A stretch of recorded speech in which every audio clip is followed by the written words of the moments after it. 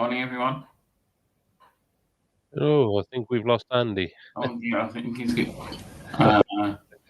Hello, everyone, and welcome to this launch of the Vulcan Centaur. Again, another rocket that we've been waiting years to see actually on the launch pad. It looks like today we may good actually. morning. Welcome to Space Oddities. You're there now, are you, Andy? Sorry, I had a communication freeze. Yeah. We're just saying that. So we just welcome everyone to this launch of the Vulcan Centaur, a rocket built by ULA that we've been waiting to see on a launch pad for a very long time. Of course, this is its certification flight, number 1. Absolutely. But even though it's just a test flight, it is carrying several payloads, most of them on the Peregrine Moon Lander. And there's also a payload called the Celestis Memorial Spaceflights payload, which we'll talk about later. But I think Andy's got some information as regards the Vulcan Centaur. Yeah, thanks. As you say, several payloads. In fact, it's 20 payloads from 7 different countries in total. Well, it's severals. Yeah, several. And, I, for one, would question the wisdom of putting such an important mission on a maiden flight of any rocket. However, that's what they've decided to do. But we will see how it works out. Yeah, and I'm thinking as well, rather than not putting any payloads on as a test flight, you might as well put some payloads on to get the most out of it. Well, you could just put a big block of concrete. I mean, that's what's happened in the past, isn't it? Yeah, that's right. Or a Tesla. Or a Tesla, yeah. Another Tesla in space. Of course, we put these payloads on, but this, like you say, this Peregrine Lander, again, this is something else that's well overdue. Due mainly to several reasons. The latest, the biggest holdup being the actual waiting for the Vulcan Centaur to be ready. But the Peregrine Landers, it's got a lot of devices on it and payloads that are actually associated with Artemis and the turn of human beings to the moon. Well, it's the first in NASA's commercial lunar payloads. Exactly, yeah. And by that we mean that this is a commercial lander. It's nothing to do with NASA. It's not built by NASA, although they paid quite a bit of money to put their things on there. The actual rocket is also a commercial rocket. It's ULA, but that's a bit debatable. We'll talk about that. Anyway, let's talk about the rocket then. So this is the maiden flight of the Vulcan Centaur rocket, which has been in development for quite a few years now. And let's have a look at the timeline for this. It was first developed it was sort of first developed in 2014. And ULA saw it as a way of competing with companies like SpaceX, because at the time ULA had 2 launchers, the Delta IV and the Atlas, and they envisaged a launcher that would replace both of those product lines and have one launcher that could be flexible, be configured in lots of different ways to take different payloads to different orbits. So this was what they wanted to do. Then that was in 2014. In 2016, they selected Blue Origin's BE4 engine as the engines for that. This proved to be a little bit of a problematic decision because Blue Origin were years behind schedule developing the BE4, and it's actually only the back end of last year that they finally delivered 2 BE4s for this mission to ULA for use on this Vulcan flight. Now, this was one of the causes for the delays, but there have been lots of delays with this rocket. Not to mention, of course, 2 years caused by COVID, but there have been lots of delays. The final design was unveiled in 2017, and it featured a 2-stage configuration with an upper stage powered by BE4 engines, an upgraded Centaur upper stage. So the first stage is powered by BE4s, and the upper stage is powered by other engines. They had a few problems. For example, just last year, they had a big anomaly, as they called it, during testing in March, when there was a hydrogen leak which caused an explosion of the test stand and the Centaur upper stage when it was being tested. They had a problem when they tested the engines in situ for the first time. The engines prematurely ignited, causing damage to them. And only in December, there was another hydrogen leak in the Centaur rocket upper stage, because it was due to launch in December, and we didn't know why it was postponed, but apparently it was a hydrogen leak again in the Centaur upper stage. Hydrogen is a very difficult fuel to work with. Don't forget that hydrogen is the smallest molecule in the universe, and because it's so small, it can escape from absolutely tiny holes. So it's very difficult to contain is hydrogen as a fuel. So this is what the Vulcan Centaur will look like. It has up to 6 solid rocket boosters, depending on the mission, the payload, and the orbit that is being used for that mission. And it has an interstage, and then the Centaur upper stage, and finally the payload. And if we have a look inside that in a bit more detail, at the bottom you've got the BE4 engines burning a mixture of liquid natural gas, or methane if you like, and liquid oxygen. The booster itself and the solid rocket boosters, the RL-10 engines, these are the liquid hydrogen and oxygen powered engines for the upper stage of the Vulcan Centaur stage. And then finally the 5.4 meter fairing and the payload inside as it is. Now, this maiden flight is going to use 2 solid rocket boosters, the GEM 63XL. These are actually the longest single segment motors ever flown, and each will produce 459,600 pounds of thrust.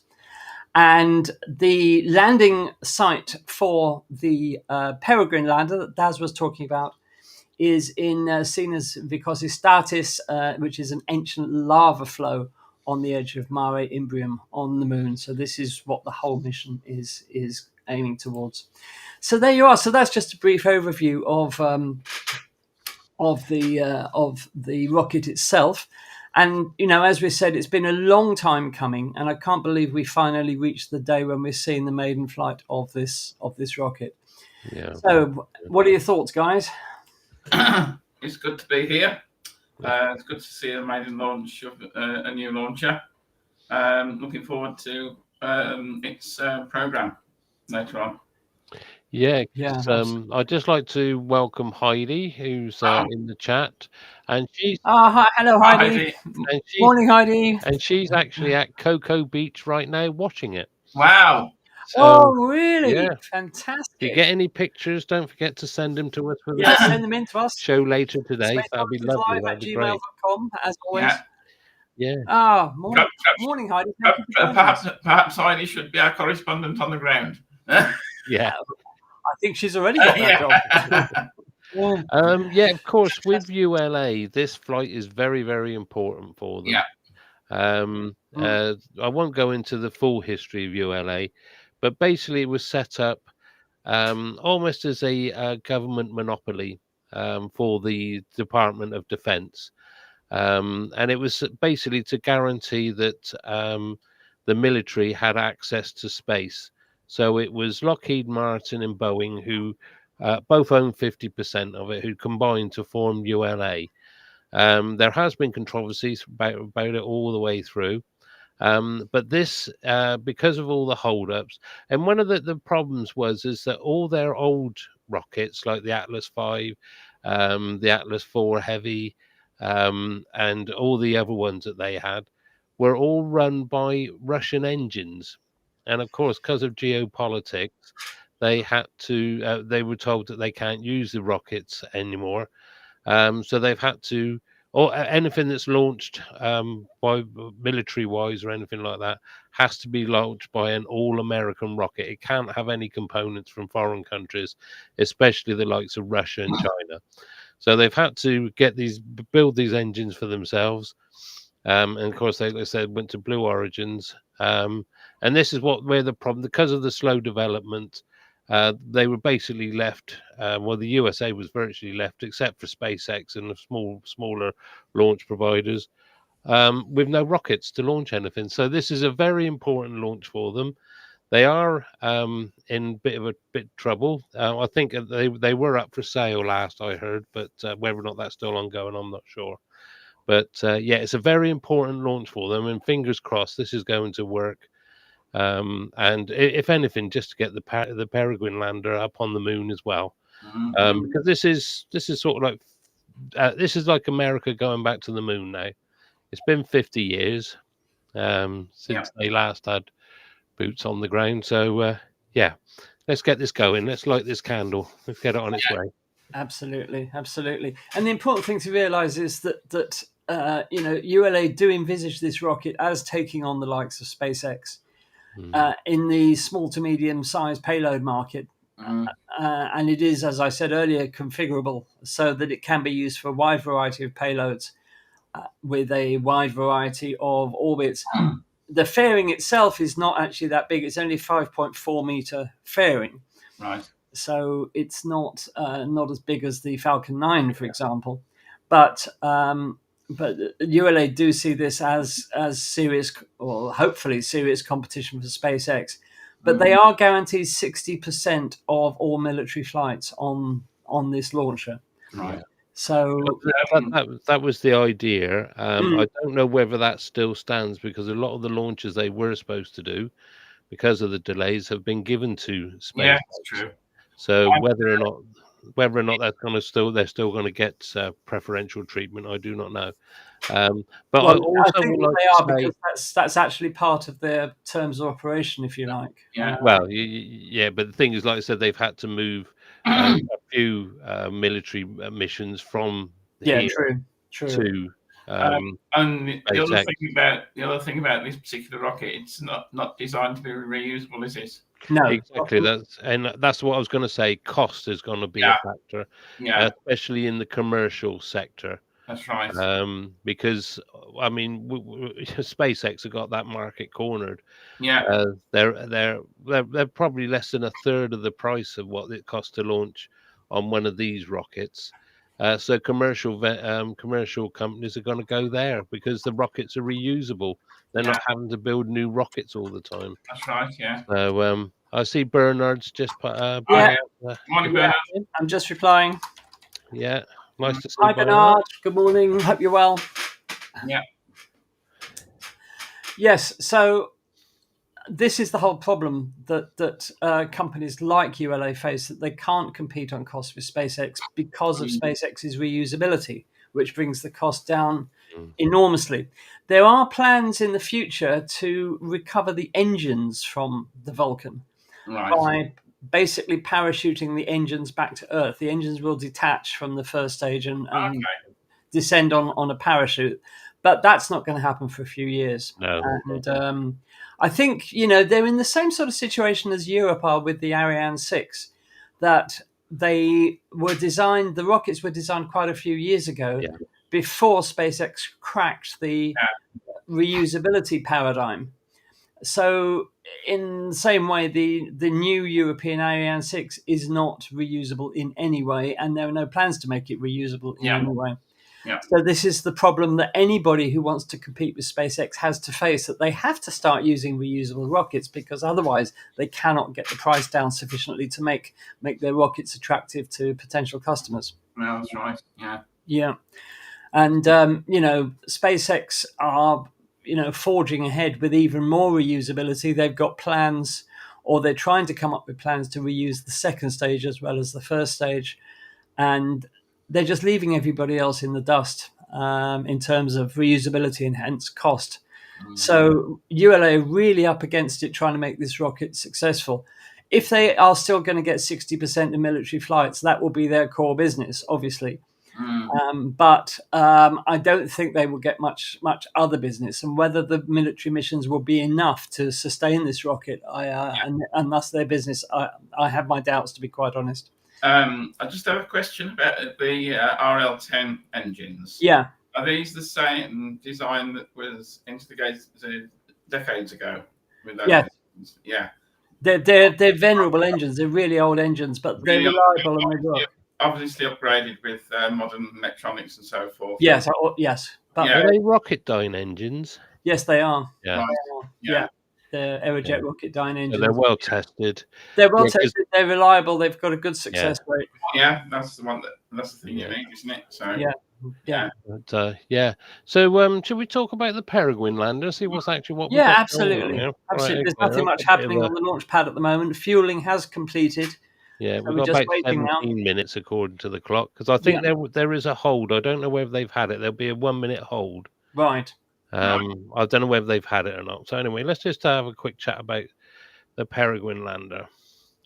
Right, as I said earlier, it's been 50 years since we had human beings on the moon. And as you can see, this is Eugene Cernan on the moon during the Apollo 17 mission, which was the last mission. And he was the last person to leave footprints on the moon. So what we've got here, it says, after years away, the US are preparing to return to the moon's surface in 2024. But unlike the Apollo missions in the 60s and 70s, NASA is hitching a ride on a commercial lander on board a commercial rocket, part of NASA's Commercial Lunar Payload Service, or CLPS. I think you mentioned that, Andy, didn't you? Yeah, I did. Yeah. So this is NASA's incentive to encourage commercial companies to develop landers and technologies to for our flight into space. Right. So the spacecraft that's heading to the moon is the Astrobotic Peregrine Lander. And you can see it here. It's in the clean room.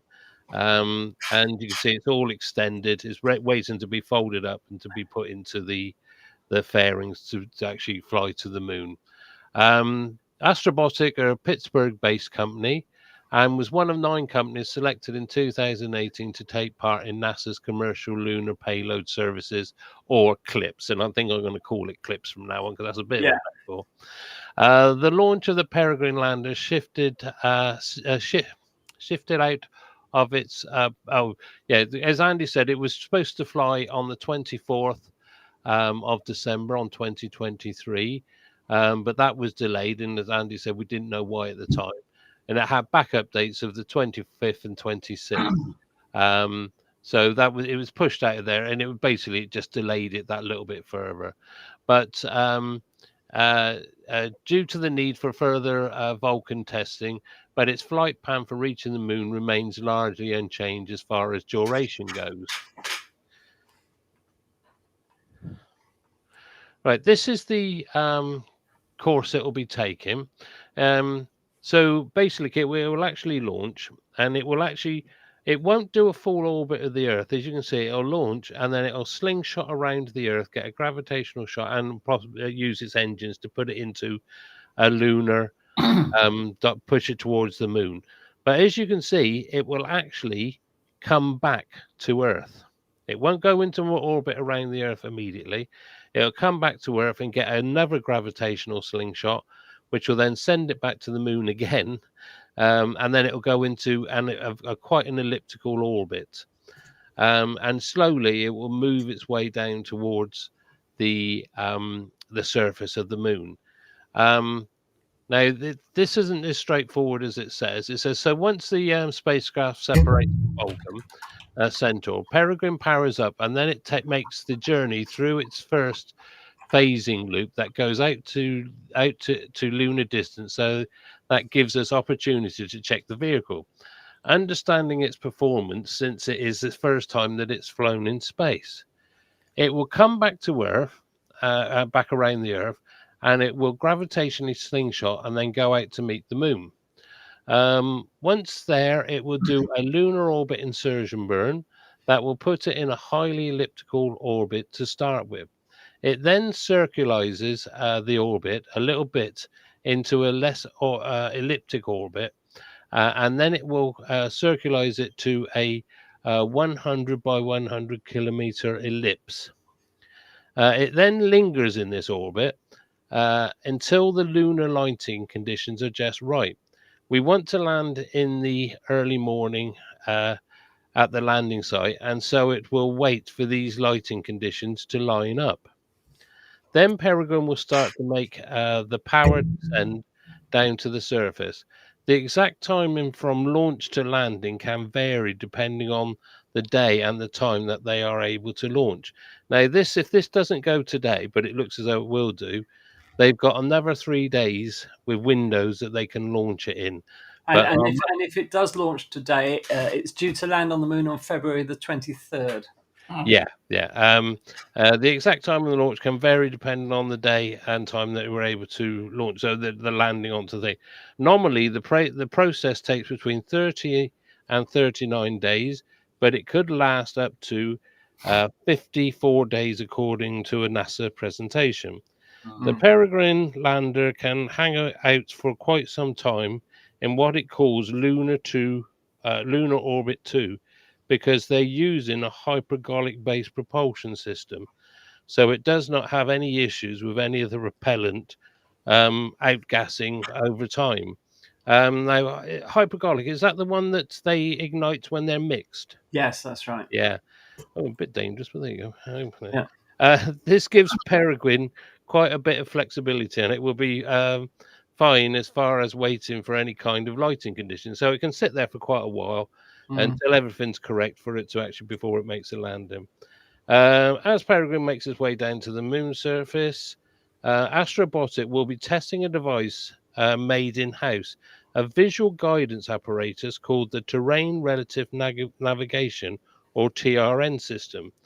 This won't be used for actually guiding the lander this time, but this testing will help prove its capability for the forthcoming Griffin lander, which is again another Astrobotic lander. Yeah. Which is, I think, is larger, so it'll be carrying more payloads.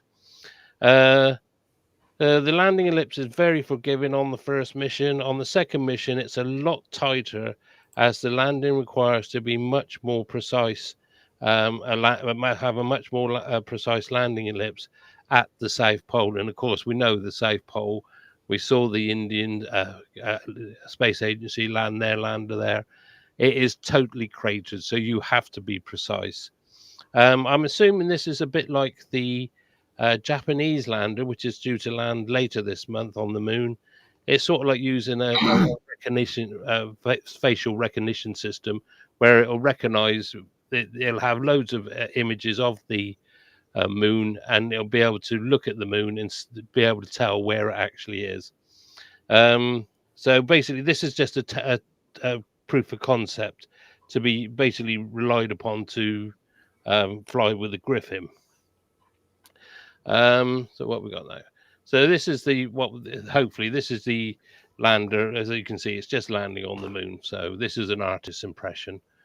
So don't everyone get on. So who took that photograph? And all the conspiracy theorists, we don't want to hear it. So yeah. So right. And notice it's got a DHL sticker on it. Yeah, it's delivered by DHL to the moon. Yeah. that's we go anywhere. If it's anything like our DHL drivers. Just to let you know, it's now 10 minutes before launch. Yeah, I'm going to basically. I'm just going to quickly go through some of the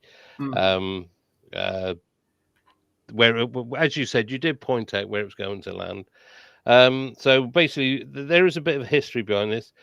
Following its selection from for the CLPS program in 2018, in 2019, NASA announced Astrobotic was receiving 79.5 million award to fly the mission to La Mortesse on the moon. The site was chosen by Astrobotic to best suit the safety and performance of the Peregrine lander. However, the journey to the large crater on the near side of the moon was not meant to be. After years of delays and development, in February 2023, the mission was delayed yet again, but this time it was because of the destination. So instead of going to La Mortesse, which that's it, Lacus Mortis, it's now going to this area here. Excuse me. And the reason they've changed the location is due to the maturation of the or what they call the maturation, which is the maturity of the Artemis program and how things are working. NASA said it became evident that the agency could increase the scientific value of the NASA payload if they were delivered to a different location, hence the different landing site, which is called Sinus Viscositatis, and is located outside of the Gruithuisen domes on the near side of the moon. And these are described, and these are if you can see, it's an old lava flow, but you can see these domed features. I'm using my cursor again, nobody can see it. You can see some dome features in there, and they're a bit of an enigma, so they want to have a look at those. The lander, regardless of the location, Astrobotic say being one of if not the first commercially built lander to try and safely touch down on the moon's surface is no easy feat. Even national bodies have trouble trying to land on the moon, as we've seen over the past year or so. Once on the moon, the Peregrine is designed to operate for 8 to 10 days. And when the majority of the payloads will operate as NASA, which were the duration of what the payloads are to operate. That's a NASA sort of like mission. It has five payloads. The laser reflector array is a passive optical instrument designed to act as a location marker on the lander for other spacecraft to use for positioning in space. So they can use lasers to reflect off, and they'll be able to gauge where they actually are. The neutron spectrometer system will study the lunar regolith and the landing site and measure the presence of hydrogen-bearing materials. The linear energy transfer spectrometer is a radiation in space monitor. It's based on hardware that flew aboard NASA's Orion spacecraft during the exploration flight. So we're 550. The near-infrared volatile spectrometer system, designed to measure both the surface and the subsurface hydration on the moon. It will measure the water and OH, as well as CO2 and methane, while simultaneously mapping the surface temperature and morphology. Finally, there is the Peregrine ion trap mass spectrometer. It's designed to characterize the moon's exosphere after descent and landing. Observations of the outermost part of moon's atmosphere will help researchers understand the volatiles kicked up on the surface. Beyond that, there are at least another 5 payloads, but you said there's a few more, didn't you, Sandy? Yes, the UK has got a payload as well. It's got there's 7 nations that are actually putting landers on the moon for the very first time. But there's 8 nations represented altogether. There's Mexico. They're landing 5 micro rovers, which are designed by university graduates. Germany is using a DLR, which is a radiation detector, which will measure radiation the human body will encounter on a trip out to the moon and landing and returning to Earth. You also saw there was DHL, which is a German-based company. There's also Canada, UK, Seychelles, Japan, Hungary, and Argentina. And most of these are sort of like treasure. What do you call them? Well, I can't remember now. They're sort of like boxes that hold memorabilia. Time capsules. Yeah, the UK one. I can't remember what they were called now, but they're putting down an image box, which is going to contain lots of historical images, which is going to sit on the moon. So that's basically. I'll just quickly rush through that. It was a bit rushed. Sorry, it was rushed because we're getting close to the. We are getting 5 minutes away from launch. But incidentally, those Mexican micro rovers, do you know how they're actually going to get onto the surface of the moon? Go on. I kid you not. This is absolutely true. They're going to be catapulted. Oh, are they? Yeah, there's a catapult that's going to throw them out of the lander onto the surface. Yeah, I mean, there's several landers. There's a US, I think it's Carnegie University. They've built a lander, which has got a lot of firsts on it. So let's now just Oh, yeah. Let's now tune in for the last few minutes before launch. Yeah. And as we can see, things appear to be going well. The Peregrine clock is now synchronized with the correct clock. So it's not 7 minutes. Yeah. But, lovely countdown clock now, isn't it? Yeah. So we're into the last stages. We're joining NASA spaceflight this morning for their coverage of the launch, as we always do. And let's just wait and see what happens now. I'm going to put some volume on here. Coming to a very fine point here in just under 4 minutes. And we have another update. Please continue. Go ahead. Pre-launch pressurization has started for the Centaur upper stage, so they are now pressing the tanks for flight and bringing them to flight pressure as they are getting ready to launch the thing. Perfect. Oh man, I'm like getting to the point of a launch where I'm almost at a loss for words. We've gone over what this is launching. We've gone over the timeline. We've gone over the vehicle. It's go time. It's time to put, what is the rocket equivalent of the pedal to the metal? The turbo pump to the, I don't know. So everything appears to be going well with the final launch preparations. Pressurization of the upper stage is underway. So we've just got to wait for that clock to tick down now. Yeah. Any final thoughts, guys, before this? The only other thing is regards payloads, and we have been pushing for it. Is that there was supposed to be a UK Spacebit rover, which was going to be the first GP rover on the moon, but it was different because it was going to walk on legs. Now it looks like it's been removed because when they changed the positioning, they did take a lot of payloads off to maximize the performance of the Peregrine Vulcan, the Peregrine Lander, and it looks like unfortunately Spacebit fell foul of that. But I did notice when I started watching this stream, the NASA spaceflight stream, they put up a graphic of all the payloads, and Spacebit was back on there. So, I mean, things have been put on, taken off, put on, taken off. So I don't know whether it's on here or not. I would think it's not, but and there is a Spacebit payload on this, but it's not the rover. Right. Okay. I can't remember what it is. It's another experiment, but the first British rover on the moon is not happening on this flight, as far as I can make out. Although information has been a bit scarce about it, because the Spacebit website hasn't been updated since the beginning of last year, and it's taken off. Yeah. Okay. So let's now join the coverage for the remaining few minutes.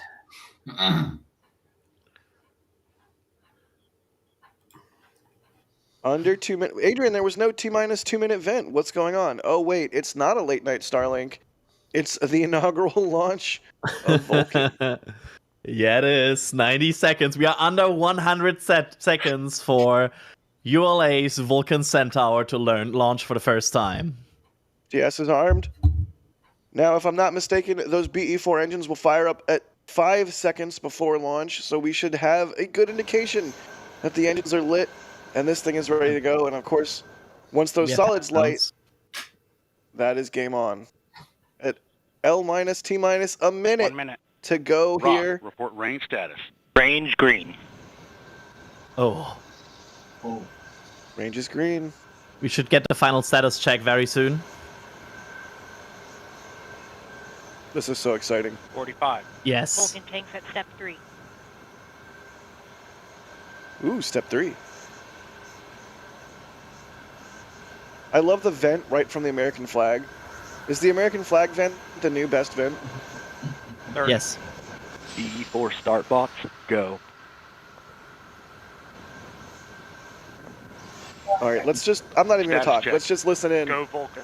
Go Vulcan. Go Centaur. Go Peregrine. 15.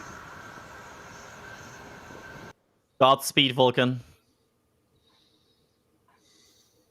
Godspeed, ULA. 7. Godspeed, 6, Astrobotic. 5, 4, 3. 10. We have ignition. 7. And liftoff of the first United Launch Alliance Vulcan rocket, launching a new era in spaceflight to the moon and beyond. Engines operating. 2 good SRBs, hitting peak pressure on the SRBs. Everything looking good.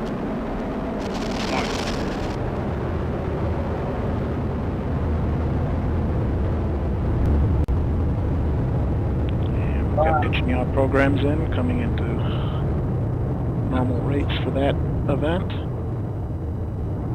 We have good hydraulic pressure on both engines. Good chamber pressure on both engines. Everything looking good.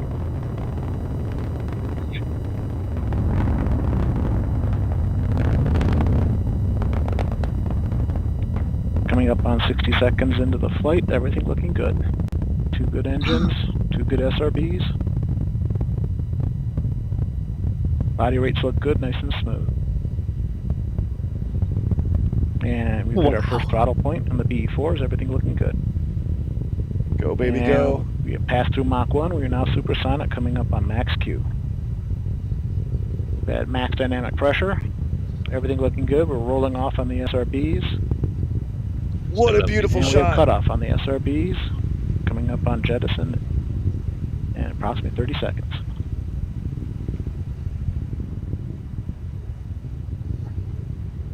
Amazing. Jet BE4s continue to operate nominally. There's that Methalox blue. The Seeing BE4s are EU doing activity in the great. boost domains. It's gorgeous. It's And we gorgeous. have There go the SRBs. separation of both SRBs. Everything looking good. BE4s continue to operate normally. Coming Good up job, on 2 minutes into SRBs. the Good job, mission. BE4s. We are now 17 miles in altitude. We just heard Look at that confirmation blue. of solid rocket booster jettison. We have about 3 minutes. This is so beautiful. Look at that blue. That's just like- stunning. Looks like Max is still tracking it. I cannot wait to see the imagery from this launch. This is exceptional. Look at these BE4s go. Congratulations to Blue Origin on some, by all accounts, excellently working engines thus far. You'll love to see it. And just what a flex from ULA and Blue launching this thing on the very first attempt. This is stunning. Like the blue on the right side, that's just wow. As expected, BE4 continues to operate normally. That's a blue. Right. Okay, so Vulcan is on its way. What do you think, guys? Well, that was a wow. That was fantastic. Sorry Wasn't I it? showed late because we had a delay of about 1.5 minutes. We've just on the early one. We've just had separation from the booster, so the Centaur and the Vulcan booster are separated now, and the second stage engines have lit. So there's a bit of a lag. Yeah, with YouTube, it's nearly 2 minutes. All right. Because I had it on another screen, and all of a sudden I said, "Oh, it's taken off." Yeah. We're still waiting. I wondered what you meant. I thought, what does it mean he's taken off? Yeah, sorry about that. I thought you were, having been up all night, Daz, I thought you were hallucinating. Yeah. That is the problem. That is the problem with the delay on the internet, though, isn't it? Yeah, it is. It is. So circumstances well beyond our control, viewers. Yeah. So sorry about that. Anyway, Blue Origin lives up to its name. Yes. Blue Flame. Blue Flame. The telltale flame glowing. It's like the old gas advert, isn't it? Yeah, absolutely. Showing me age. I'm showing me age now. Yeah, you are. As you always do. So there we are. Well, yeah, what a launch indeed, Daz. Definitely. It was, well, for me, that was extremely nail-biting because it seemed to hang about on the launch pad forever before it actually lifted off it. Yeah. There was quite a delay, wasn't there? I expected it to go nearly immediately, and it didn't. Yeah, I mean, it's a really good day for Blue Origin, though, isn't it? It is. Considering all the delays that they've had, all the problems they've had. Yeah. Well, I think it's more ULA that this is going to help out. Oh yeah. It's nice the engines are were, but as I said, they were up for sale. But it is the Blue Origins and a consortium who are looking to buy it. Yeah. So, Well, but yeah, I mean, this was needed. This was needed. Yeah. look at it this way: Blue Origin's been in existence for what 23 years, and after 23 years, they finally managed to get 2 engines into space. Yeah. So Okay. it's not exactly a stunning achievement after 23 years. Yeah. However, so we're looking at the range now, and we're looking at the Animation. stage has just there we are, separation Hey. the first and the second stages, and we will now hopefully see the ignition of the second stage, hydrogen engines, which will burn yellow. There we are. There we go. Ah. And that again, it's the whole thing is a combination of old and new, isn't it? It is very much so. The new engines on first stage, and the older, the older type engines on the second stage. Yeah. Graham says there was a bit of a wobble immediately after takeoff. It didn't seem to go completely smoothly, did it? Oh, right, okay. I was thinking that there was something definitely. I think it took far too long to get off the ground. Well, the engines were supposed to launch a good 5 seconds or so before.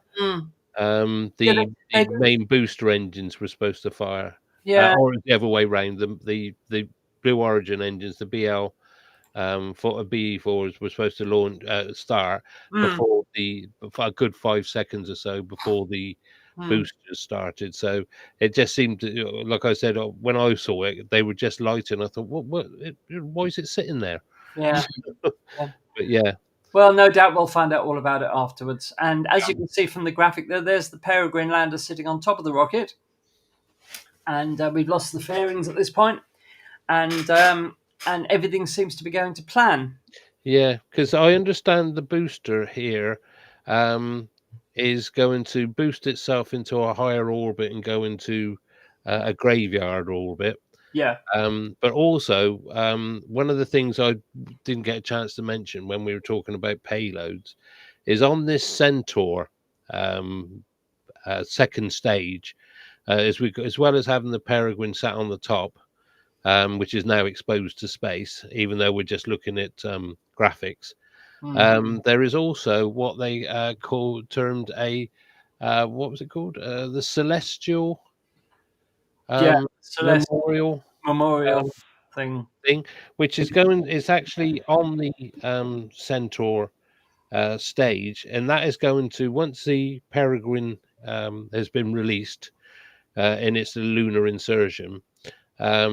It will the memorial ash, which contains ashes of famous people, some of them Star Trek stars, DNA samples, and greeting messages, will be boosted into a sun orbit. So it'll be to do an interplanetary. And it will just continue forever to while everything exists before the sun goes big. It will just keep going round and round and round. So incidentally, some of that DNA belongs to Arthur C. Clarke. Yeah. I can't remember whether it was Arthur C. Clarke. And what about Gene Roddenberry? Was he on there? No, not this time. Okay, then no. Okay. No, I know Mr. Scotty's on there. Yeah. From Star Trek. But yes, that would just continually just go around the sun and the Earth in a very large orbit forever and ever until the end of days. Because there is talk. Now I don't know whether this was changed, because there was talk of sending ashes to the moon, and they were going to be deposited on the moon. But recently, and I mean literally, we've known about this for years. I mean, it's been 16 years in the making from its conception. Yeah. Of the actual company. They were on about putting ashes on the moon, but the Navajo, the indigenous, the first peoples, the Navajos of North America, have objected and put in a protest saying that it would be disrespectful to put people's ashes on the moon, because the moon to them is a sacred place. But this only happened in the last couple of weeks. Now, I don't know whether this means this is why they've kept the ashes on the Centaur, because it's what I understood originally. They were going to be actually placed on the moon. Right. But yes, it's something else that is sort of like raised its head. That to some people, the moon is a sacred place, but they never said anything when man was walking on the moon and other things. They probably didn't believe it. The moon, but yeah, they think it's totally disrespectful to put people's ashes on the moon. So this is something else they're going to have to sort out. I mean, I'm not for putting people's ashes on the moon, but because that just makes it a dumping ground for things. But I can understand why people would like to have it done. But I think it's better just to fire them out into space so they can travel amongst the stars. But that's another debate, though. That's another debate. Yeah, definitely. Well, we're just waiting now. I don't know what the next events are going to be. Let's just turn your presentation off there, Dad. That's I've just taken off. I just put a nice. You just put it back on. I just put a good image of the launch from John Krause up on the Space Oddities Facebook group. Right. Excellent. Well, I'm not quite sure how long these second stage engines are going to fire before deploying the payload, but I don't see much else happening. No. So I suggest we bring this launch coverage to a close for this morning. Yeah. We'll do an update later. Don't forget, we're back tomorrow night for our normal Tuesday live stream. We hope you'll join us. Tomorrow night, Tuesday. Tomorrow night, yeah, sorry. Yeah. Okay. No sleep. Yeah, go to bed, Daz. We'll be with you tomorrow night at 8 p.m. UK time, 3 p.m. EST for our normal Tuesday live stream. Tomorrow evening, we'll be taking a look at the year in space coming up in 2024, what we've got to look forward to in 2024. And we'll also be tackling the subject of planetary defense. How can we defend the Earth against marauding space rocks? So that and much more besides. So do join us tomorrow evening here on Space Oddities at 8 p.m. UK or 3 p.m. EST for our Tuesday live stream. We'd like to thank you very much for joining us this morning. It does mean a lot to us that you've chosen to spend your time with us this morning, especially so early. So thank you very much for that. Thank you for being here. And from all of us at Space Oddities, we'd like to wish you a very good morning and hope to see you on our Tuesday live stream tomorrow. So from Michael, from Daz and myself, have a lovely day and hope to see you tomorrow. So bye-bye. Bye, everyone. Bye.